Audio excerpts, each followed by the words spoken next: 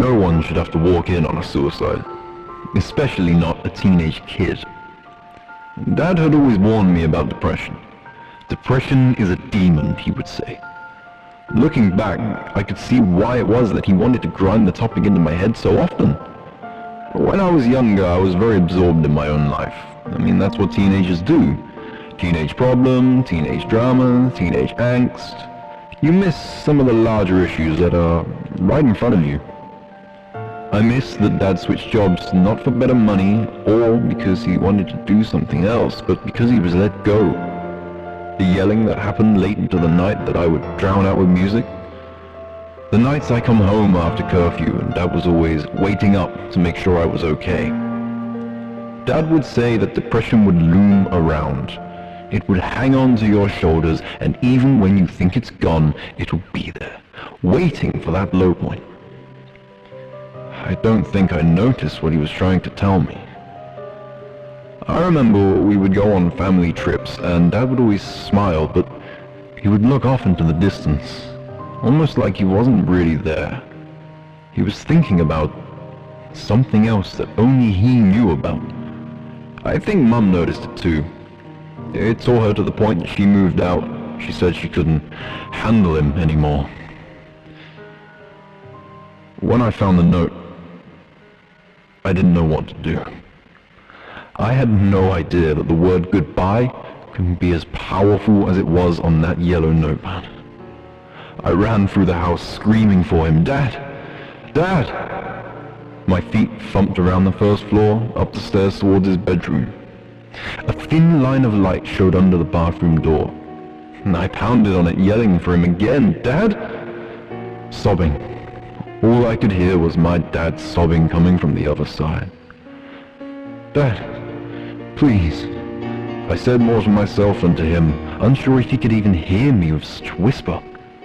The doorknob was cold to the touch. My hand wrapped around it, but I couldn't will myself to turn it. I knew what the note meant. Dad was behind this door, and I wasn't sure if I wanted to see him as he might be. Had he already gone through with it? What should I do if he had? Should I wait or call 911? But if I didn't go in now, would he go through with it before anyone else was here to help me? Thoughts raced through me. But finally instinct took over. My body moved before my mind could find a conclusion, and the door swung open slowly. And there he was, razor to wrist, sitting in the bathtub. A small trickle of blood ran over his arm, and he was shaking. The blade had just barely pierced the skin. He hadn't gone through with it yet. I could still help him. I didn't know what to say. "Dad, please don't." It was all I could think of. But he didn't listen. He stared like he always did, away at something like he wasn't there with me.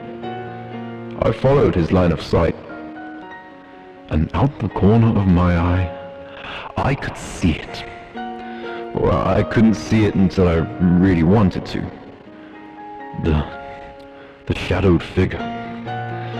An outline figure of a man with no form.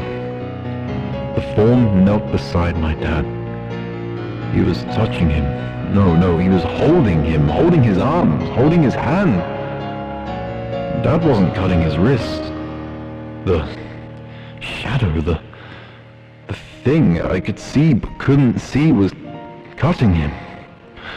The long, smoky finger of the thing held the razor over Dad's wrist, and its head would shift from blade to meet Dad's gaze and then back again. It played with him, almost asking, "Should I?" When I could finally break my eyes away, they locked with my father's.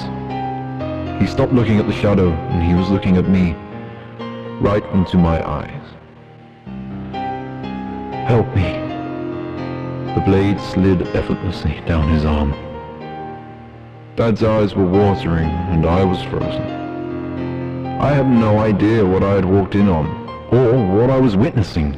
Worst of all, I had no idea how to help.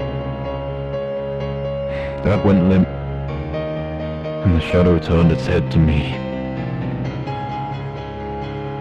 His funeral was a few days ago. I haven't really left my room much since then. Mum calls me down for dinner, and I try. I really do. I don't think I can ever tell her about the shadow that I saw with Dad. And I don't think I can ever tell her that it hasn't left my side since that day.